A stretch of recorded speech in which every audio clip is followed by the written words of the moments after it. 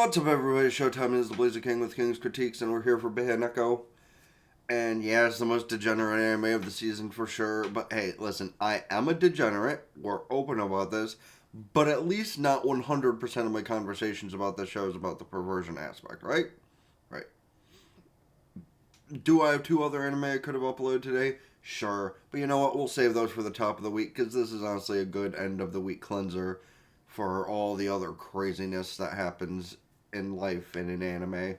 So, of course, degenerate aspect aside, let me know your thoughts on the show in the comment section down below, whether you're going to stick around for conversations about the episode or not. And that being said, don't forget to hit the like button, subscribe, and let the whole video run through if you're not. Don't let me get the watch time, because that'd be highly appreciated. It's one of the most important and difficult aspects of this super mega ultra long-term goal I've had. Which, again, that brings up the question of, is this just a completely different Earth dragon than Stella? Or is this the skeleton of the dragon that Tama finished eating and just spit out her skeleton? God damn it. Oh, this skeleton reminds me of when you murdered me. Damn, I'm horny. Pog. Promotion. I probably should have waited for that to say that, but hopefully y'all don't hear that when it happens from my new computer. Like, it's not even like the fans kick off like a jet engine when I'm trying to do something strenuous to the PC. It literally just does it at random. Doesn't matter if I'm recording, doesn't matter if I'm gaming, doesn't matter if I'm just browsing the internet.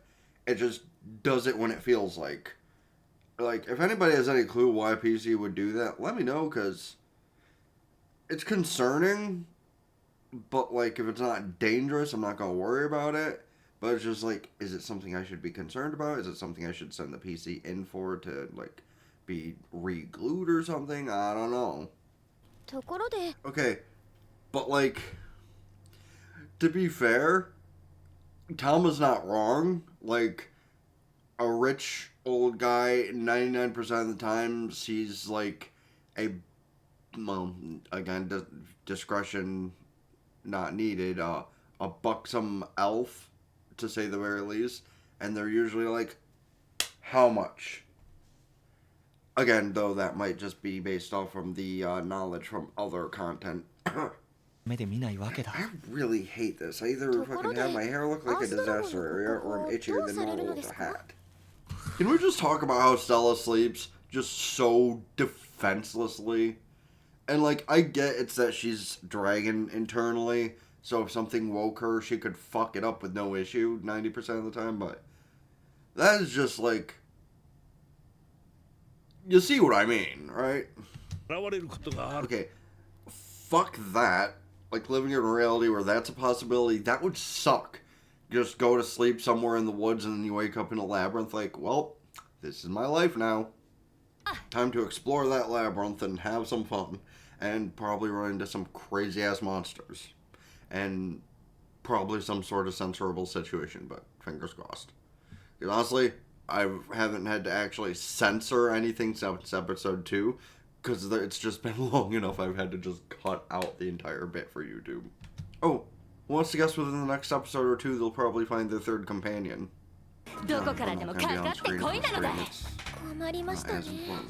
Damn! Vulcan just totally threw Tama under the bus with that exchange. Crazy. Yeah, no, I wouldn't believe some random fairy that comes out of the woodwork to follow to their treasure.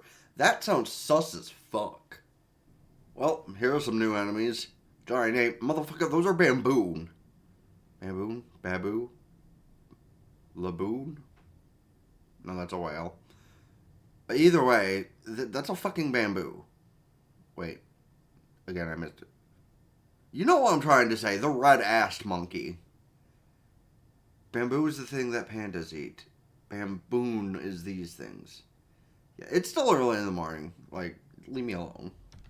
To Stella's comment like that, I will totally say the obvious of it would be much more interesting for, like, their mutual weird fascination with the cat turns into something more, I don't know, acceptable. You know, like, I don't know, Yuri. Since, for For the time being, he's kind of not capable of doing weird things even if they wanted him to. And, like, I'm not saying that's acceptable, but, like, at the very least, do not want to lewd the kitten. Like, wanting to lewd the cat in general is kind of fucked up, but, like, don't lewd the young cat. Oh, yep, that's their third. I did say before their third would be here in the next episode or two, so I wasn't wrong. Also, why is the little fairy, like, genuinely attractive? Because, like, the actual fairy legitimately seems like the adult out of these two. Why does she want to eat? Hold on, it's better to ask that question here. Yeah, why does she want to eat everything? Like, shit. The fairy might taste good, but not for... Never mind.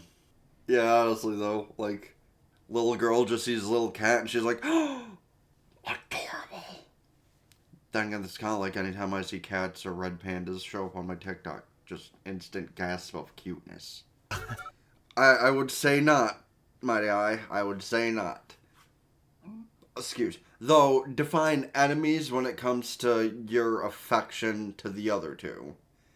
Again, very weird statement to make, but, again, it's like a little girl in, wherever the hell the fairy is supposed to be. Don't scare the little girl. Actually, wait, I call her a little girl, and I'm not going to make any extended statements off of what I'm about to say, but she is a dryad, so, like, she theoretically could be in her fucking thousands, but, oh, there's actually some treasure there, hot damn.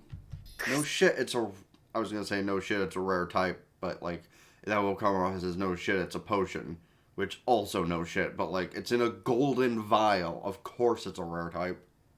Not the bees! Little skank just used magic to make pom-poms.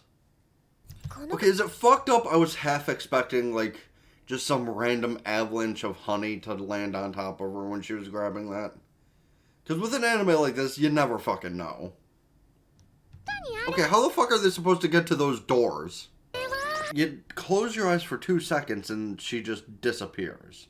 Fairy's just totally confused by the concept of paying. A neat little jar of fruit, though. Oh, good, they found a truth serum. There's no way that'll end out badly. And here come the fairies. Like, was she not told to stay put? Okay, so are fairies, like, a bad omen in this case? Like, in actual folklore? Or is it something completely unrelated and he's the one thinking some devious shit? Why does he look so traumatized? Like, it's not like she's doing anything super weird immediately, which is actually kind of surprising, to be fair. I just honestly imagined as soon as she was allowed to hold him, it would just be like, cat, tits. That's literally where he's found comfort in Arya this whole time, so I immediately thought that's where she was gonna just... Okay, the sniffing his fur is a little weird, but not as weird as it could have been. Oh good, skeletons. Okay, so that's how the door works. She shows it the key and then it just drops down. Well, that's at least better than them having to try and get up there to figure the door out. Well, the fairies aren't concerned because they're not in danger.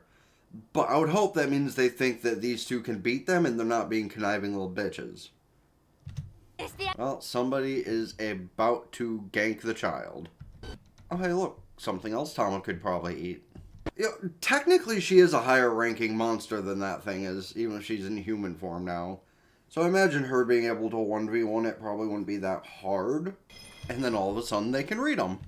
Oh, Arya specifically can read them. Whoa. Turns her little dagger into a proper sword? That's kind of cool.